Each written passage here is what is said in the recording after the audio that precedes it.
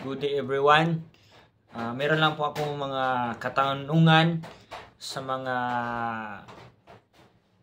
Facebook content creator na nakaranas po na meron ng mga earnings na pumapasok sa mga reels at saka video na pinopost.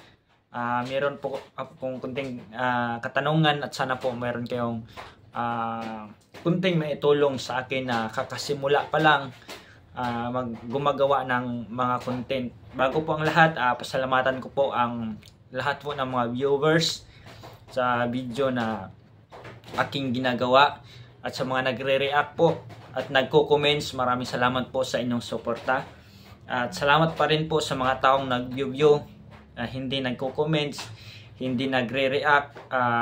Salamat pa rin po dahil sa pag-views nyo ay nakakatulong po kayo sa akin.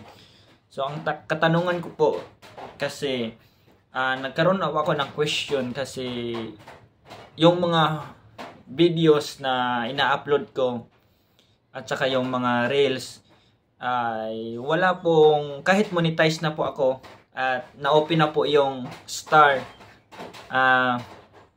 wala pong earnings na pumapasok sa mga video na ina-upload ko saka sa mga reels.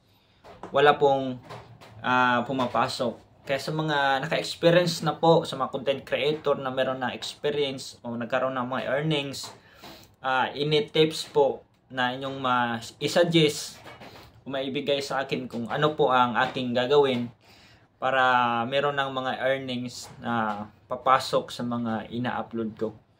Yun lang po. Maraming salamat po ulit sa mga lahat po ng nagsuporta, sa mga nag-react, nag-comments at saka lalo na sa mga nag-share sa mga video ko.